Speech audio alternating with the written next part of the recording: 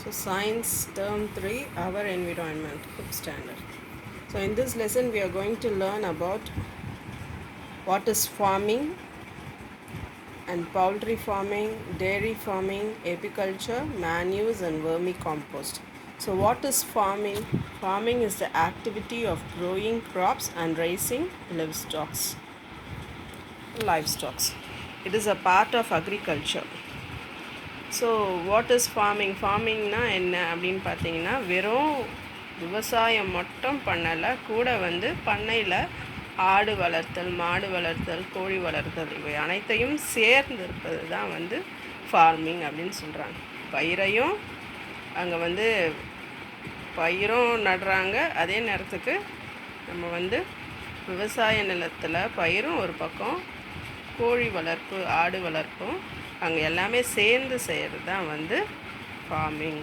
So இது விவசாயத்தோட ஒரு பகுதி தான் ஃபார்மிங் அப்படின்னு சொல்கிறாங்க. ஸோ ஃபஸ்ட்டு வந்து we are going to learn about what is dairy farming.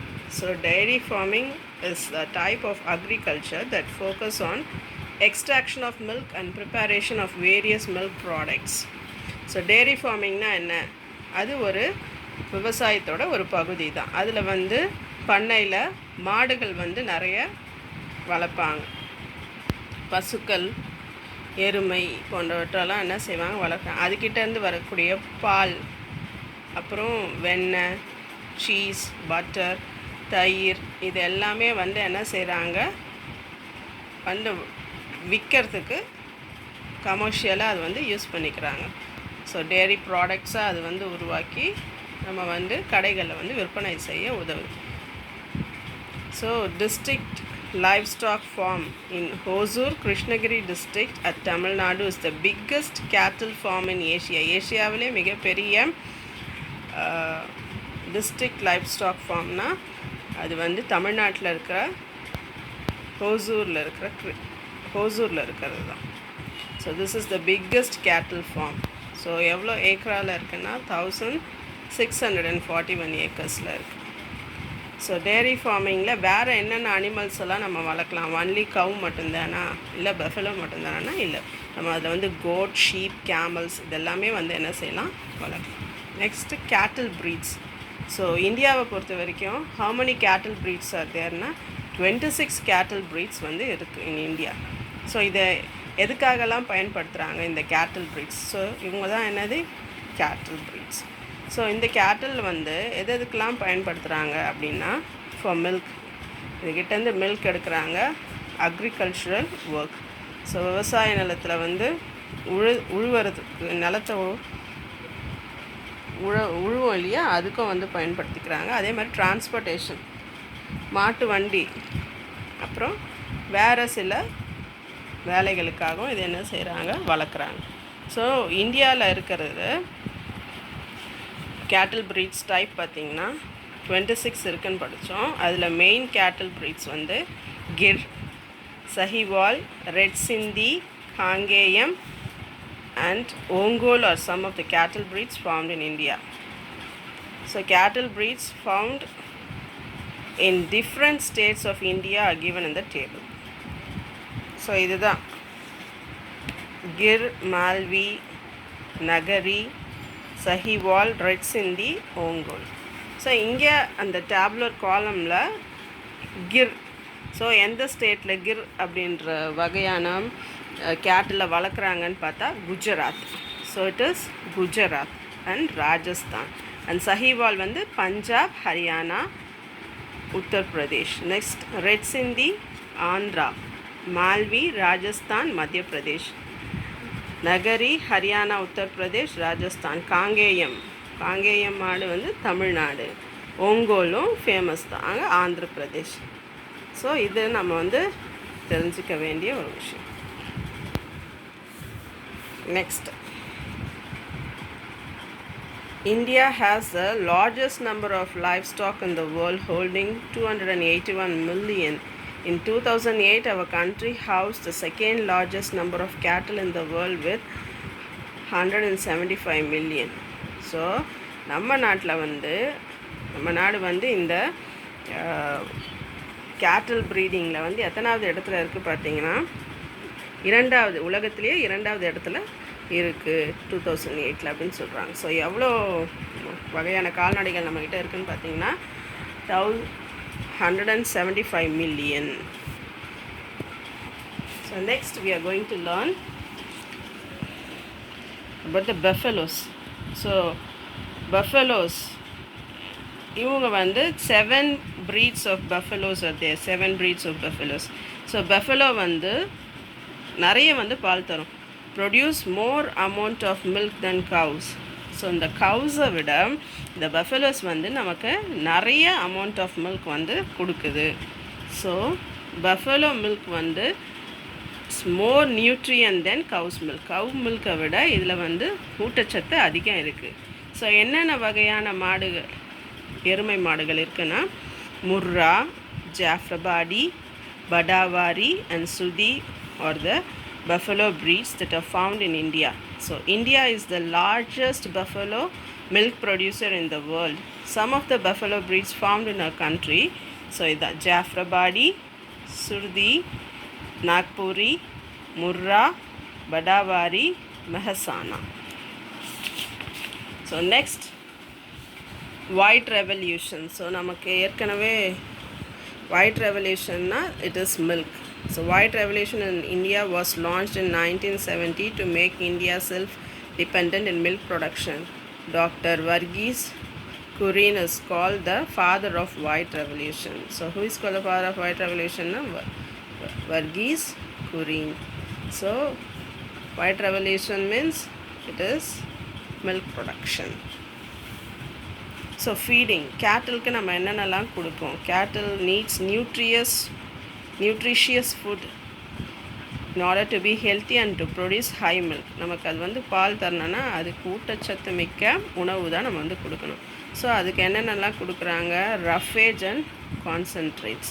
So the roughage contains high amount of fiber and it includes fodder, hay, straw and silage. So அதுக்கு வந்து தவிடு, பொட்டு, புண்ணாக்கு, வைக்கோல் இதெல்லாமே என்ன செய்கிறாங்க? அதுக்கு வந்து கொடுத்து அதுக்கு வந்து ஃபைபர் கண்டென்ட் அதிகம் இருக்கிற பொருள், நார்ச்சத்து அதிகம் இருக்கிற பொருள் வந்து கொடுக்குறாங்க.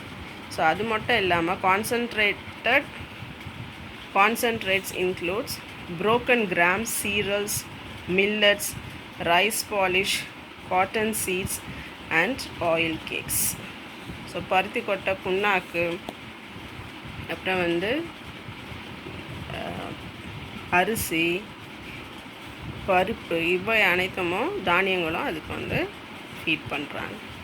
ஸோ டிசீஸ், ஸோ நம்ம வளர்க்குறோன்னா கால்நடை நமக்கு எப்படி உடம்பு சரியில்லாமல் போதோ அதே மாதிரி கேட்டல்ஸ் அண்ட் பஃபலோஸ்க்கும் வரும். ஸோ என்ன மாதிரியான டிசீஸ்னால் foot and mouth disease and anthrax are some of the common disease found among the cattles. Maintaining proper sanitation is necessary to stop the spread of these disease. So அவங்கள வந்து daily என்ன செய்யணும்? குளிப்பாட்டணும். இல்லைன்னா ஒழுங்காக தூய்மையாக வச்சிடலன்னா அவங்களுக்கு வந்து காலில், ஃபுட்லேயும், வாயில், மவுத்லேயும் என்ன வரும்? டிசீஸ் வரும். ஸோ அப்போ அவங்களுக்கும் தேவையான வேக்சினேஷன், தடுப்பூசி எல்லாம் போடணும் டிசீஸ் வராமல் இருக்கிறதுக்கு. So veterinary medicine deals with the prevention and diagnosis and treatment of disease, disorder and injury for domestic and non-domestic animals. So veterinary doctor மூலமாக அவங்களுக்கு என்ன பிரச்சனை இருக்குது அப்படின்றத வந்து நம்ம வந்து சரி செய்யணும். ஸோ கேட்டல் எதுக்கெல்லாம் யூஸ் ஆகுது? we get milk from cows. எல்லாருமே வந்து மாட்டுப்பால் குடிக்கிறோம். அந்த மாட்டுப்பாலில் வந்து நமக்கு என்னெல்லாம் இருக்குது? எசென்ஷியல் மினரல்ஸ்லாம் இருக்குது. ஸோ அடுத்தது bullocks are use to plough land, harvest and thrash crops. So இது வந்து நிலத்தை உழுவுறதுக்கும் வந்து ஹார்வெஸ்ட் டைமில், அறுவடை டைமில் வந்து இப்போ புல்லக்ஸ் வந்து என்ன செய்யுது? அறுவடை பண்ணதை ஒரு இடத்துலேருந்து இன்னொரு இடத்துக்கு எடுத்துகிட்டு போகிறதுக்கு யூஸ் ஆகுது. அடுத்து cattle are employed in transportation. So ஒரு இடத்துலேருந்து இன்னொரு இடத்துக்கு வந்து பயணம் செய்கிறதுக்கு அப்பத்துலேருந்து நம்ம வந்து மாட்டு வண்டிகளை பயன்படுத்தியிருக்கோம். அப்புறம் கவு டங்க். ஸோ மாட்டு சாணம் வந்து என்னவா யூஸ் பண்ணுறாங்க? உரமாக யூஸ் பண்ணுறாங்க. It's a manure. It is also used as a fuel and for generation of biogas. இந்த சாணத்தை மூலமாக நம்ம வந்து பயோகேஸ் வந்து எடுக்க முடியும். So panchagavya is an Ayurvedic medicine used in agriculture to control pests and fungi. It is a mixture of dung and urine of cows.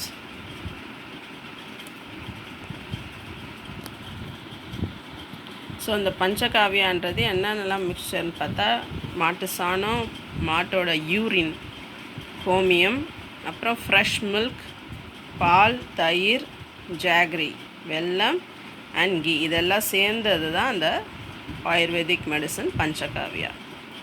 So leather goods are manufacture from cattle hides. So அதோடைய தோலில் இருந்தும் நம்ம வந்து leather goods வந்து தயாரிக்கிறாங்க. So this is about cattle and now we are going to learn about the poultry farm. Poultry ஃபார்ம்னா கோழிப்பண்ணை. கோழிப்பண்ணையில் avian species are reared and bred for the purpose of egg, meat or both. So நம்ம வந்து பரப்பனை எல்லாம் வந்து பண்ணையில் வளர்க்குறோம். எதுக்காக வளர்க்குறோம் அப்படின்னா முட்டை, கறி மற்றும் ரெண்டுத்துக்காகவுமே வளர்க்குறாங்க. ஸோ என்னென்ன பேர்ட்ஸ் எல்லாம் நம்ம வந்து பவுல்ட்ரி ஃபார்மிங்கில் இருக்கோன்னு பார்த்தா fowls, ducks, geese, turkeys and some varieties of pigeon are the most commonly reared species. So நமக்கு வந்து டக் இருக்கும், வாத்து, அப்புறம் வான்கோழி, அப்புறம் சிக்கன்ஸ், கோழி and some pigeons. So chicken occupy 90% of the total poultry. நிறைய சிக்கன் தான் இருக்கும். So poultry birds grown for meat, கறிக்காக மட்டுமே வளர்க்கக்கூடிய பேர்ட்ஸுக்கு என்ன பேர்? ப்ராய்லர் கோழி. ப்ராய்லர் கோழி நம்ம எல்லாருமே என்ன செய்கிறோம்? கடையில் நம்ம வாங்குகிறோம் இல்லையா, சிக்கன் வாங்குகிறோம். ஸோ அந்த சிக்கன் பக்கோடா நீங்கள் சாப்பிட்றது எல்லாமே வந்து அந்த இது broiler. So layers R the female fowls grown for egg productions. So கோழி வளர்க்குறாங்க இல்லையா, வெறும் முட்டைக்காக மட்டுமே வளர்க்குற கோழிக்கு பேர் லேயர்ஸ். கறிக்காக மட்டுமே வளர்க்குற கோழிக்கு பேர் broilers. So poultry birds grown for meat are called broilers and female fowls grown for egg productions are called layers. So poultry industry is important in providing a balanced diet for human population. So வந்து நமக்கு ஒரு நல்ல ஒரு டயட்டுக்கு poultry farming is useful. So அதனால தான் நம்மளுடைய சத்துணவு திட்டத்துலேயே நமக்கு வந்து வாரத்துக்கு 5 முட்டைகள் வந்து வழங்கப்படுற ரீசன் என்னென்னா அதில் வந்து என்ன இருக்குது? விட்டமின்ஸ் இருக்குது, மினரல்ஸ் இருக்குது, ப்ரோட்டீன் இருக்குது. So egg is an important diet for all humans. Next, so இந்த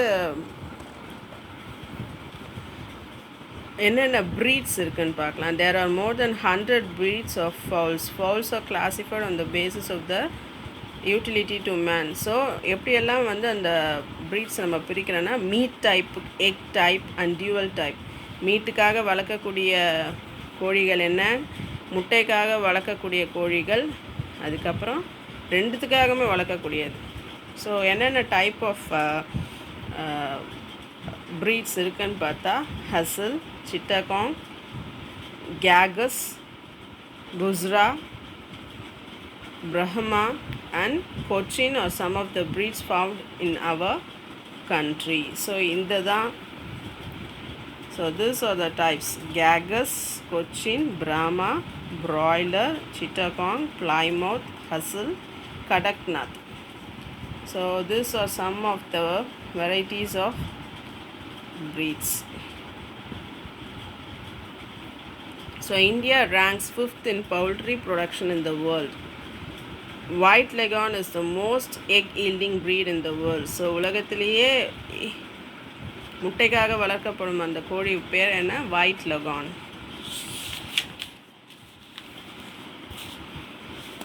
ஸோ ஃபீடிங். ஸோ இவங்க என்னென்னலாம் கொடுக்குறாங்கன்னா, நமக்கு எப்படி ப்ரோட்டீன் தேவையோ அதே மாதிரி கோழிகளுக்கும் protein, carbohydrates, fats, minerals and vitamins, for egg and meat production. Bajra, barley, maize, wheat, rice bran, jawar, oil cake, fish meal, bread and green residue of vegetables or feed given to the poultry birds. So இதெல்லாம் தான் என்னது food for the birds. So poultry products.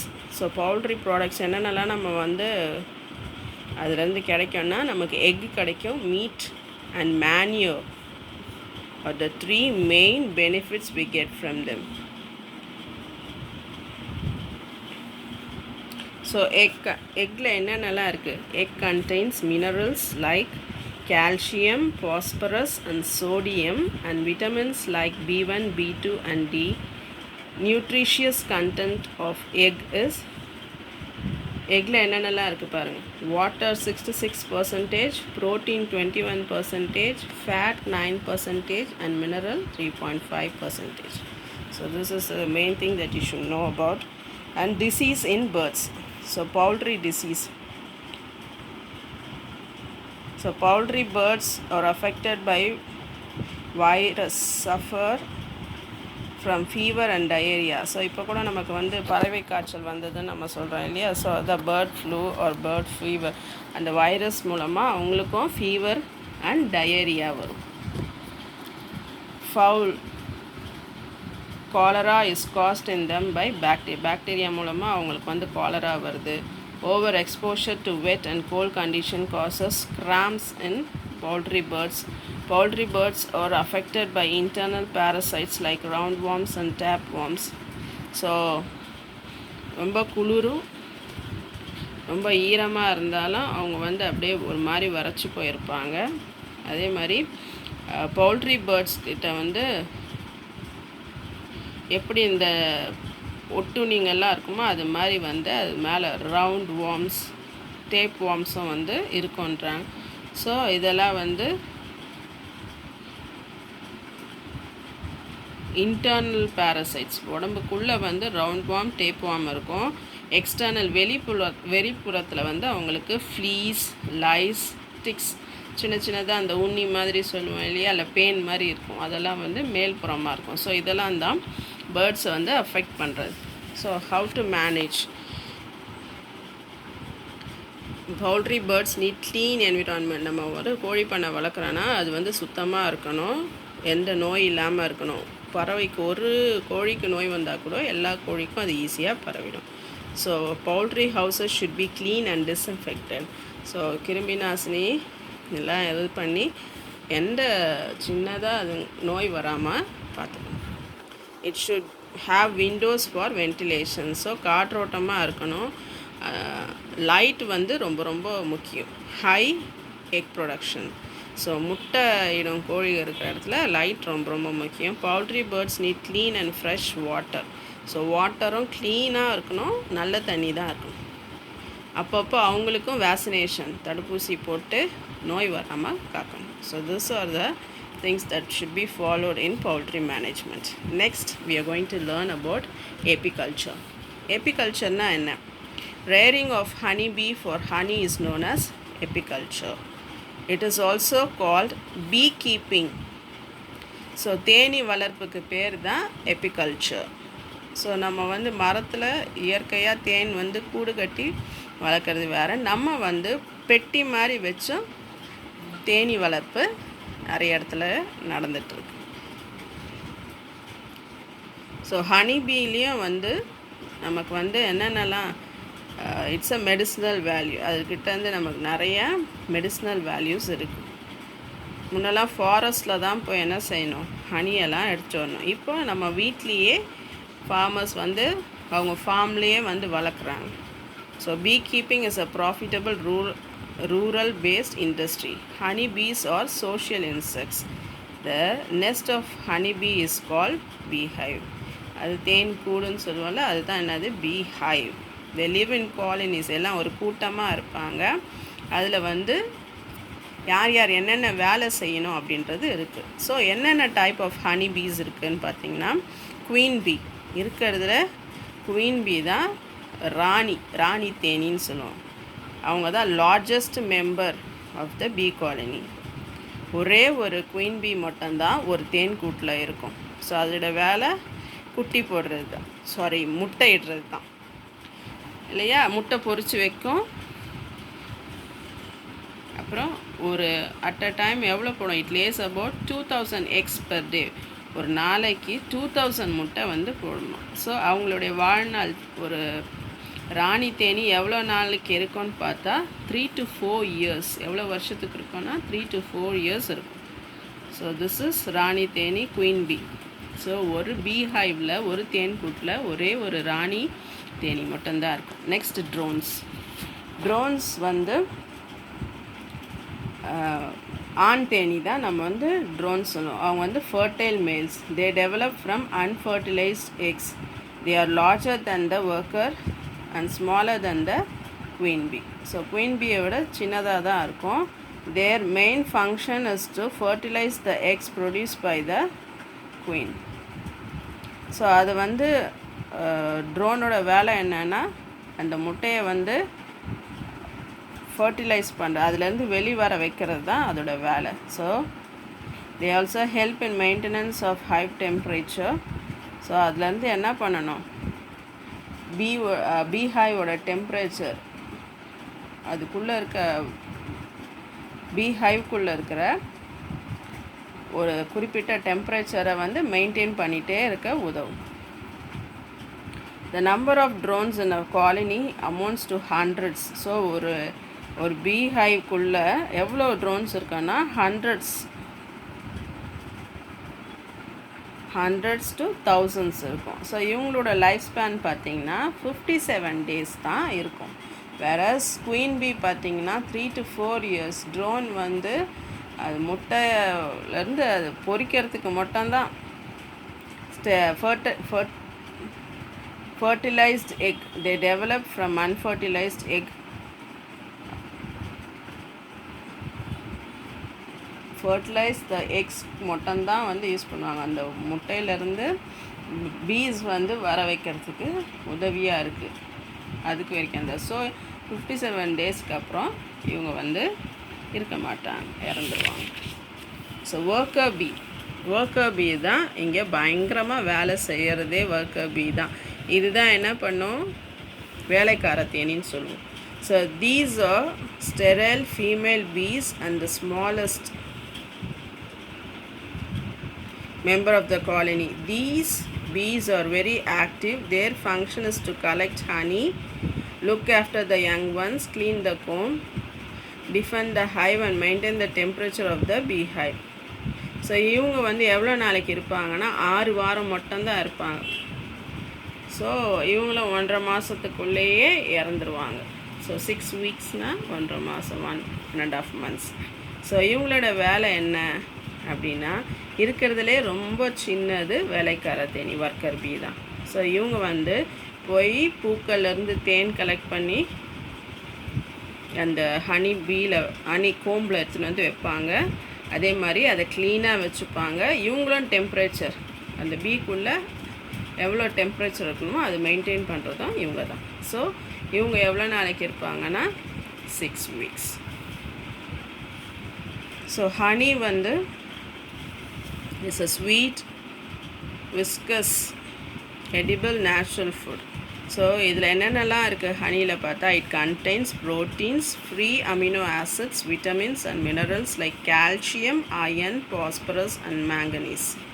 So honey வந்து it's an antiseptic and antibacterial property. It is an antibiotic. நோய் எதிர்ப்பு சக்தி உருவாகணும்னா நம்ம ஹனியை வந்து கண்டிப்பாக எடுத்துக்கலாம். ஹீமோக்ளோபின் கண்டென்ட், நம்ம ரத்தத்தோடைய ஹீமோக்ளோபின் கண்டென்ட்டை ரத்தம் உற்பத்தி செய்யறதுக்கு உதவுது. இது வந்து ஆயுர்வேதிக் அண்ட் யுனானி மெடிசனில் யூஸ் பண்ணுறாங்க.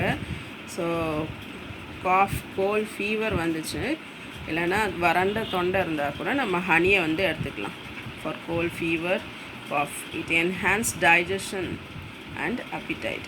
ஸோ நமக்கு வந்து நல்லா செரிமானம் ஆகிறதுக்கு உதவுது. இல்லை அமினோ ஆசிட்ஸ் நிறைய இருக்குது. ஸோ பீ வேக்ஸ் இதில் இருக்க வந்து மெழுகு போல் இருக்கும் இல்லையா அந்த கோம்புக்குள்ளே. அது வந்து எதுக்கெல்லாம் யூஸ் பண்ணுறாங்கன்னா, காஸ்மெட்டிக் இண்டஸ்ட்ரி, அழகு சாதன பொருள் யூஸ் பண்ணுறாங்க. shoe polish, cold creams, lipsticks, candles and lubrications இதுக்கெல்லாம் இந்த bee wax வந்து யூஸ் பண்ணுறாங்க. It is also used in the preparation of ointments and in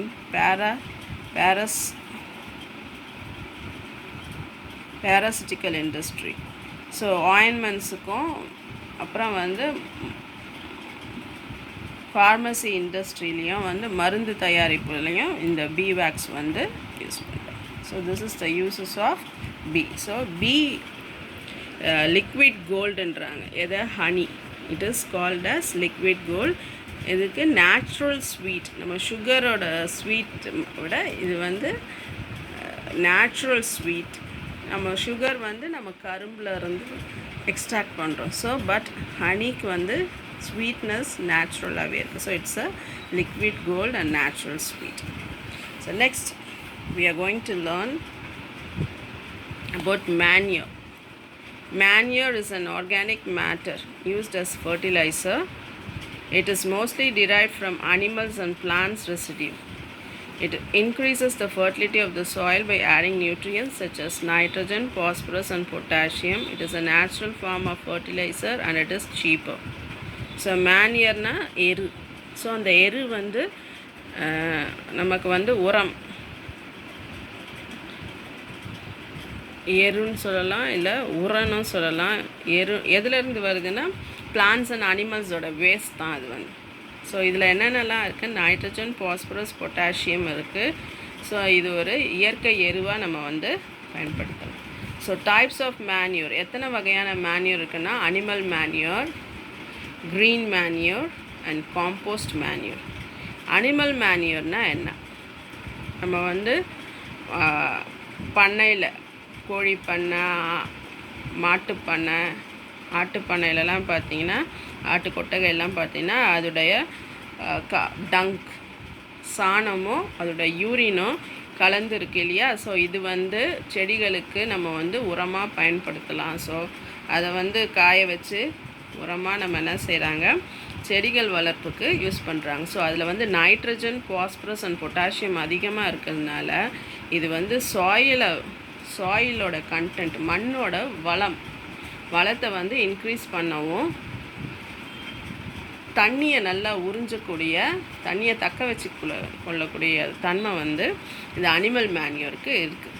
so nitrogen வந்து செடிகள் வளர்ப்புக்கு ரொம்ப ரொம்ப யூஸ்ஃபுல். ஸோ அது வந்து அனிமல் மேன்யூரில் நமக்கு நிறைய இருக்குது. ஸோ அதனால தான் நம்ம செடி வளர்க்குறப்ப நிறைய பேர் இந்த ஆட்டு சாணம்லாம் என்ன செய்வாங்க, சேர்த்து நம்ம செடியை வளர்க்க விடுவாங்க.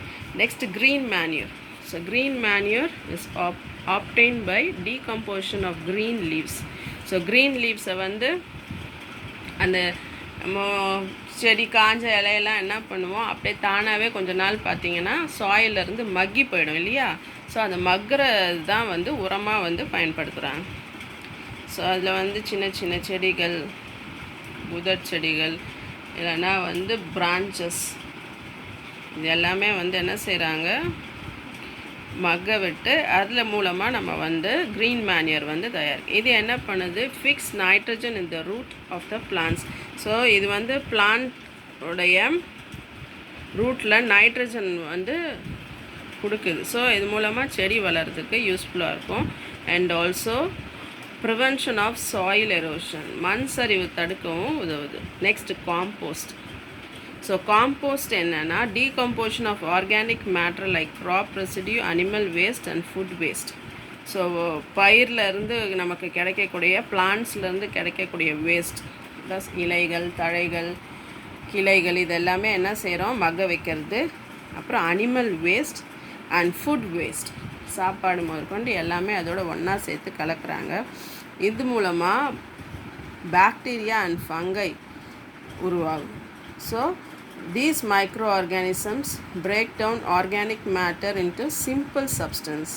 ஸோ அதுக்கு மைக்ரோ ஆர்கானிசம்ஸ், இந்த பாக்டீரியா போன்ற கண்ணுக்கு தெரியாத உயிரினங்கள், அது எல்லாத்தையும் மக்க வச்சு ஒரு மண் மாதிரி அதை மாற்றும். ஸோ அதுதான் இந்த மேன்யூர், காம்போஸ்ட்.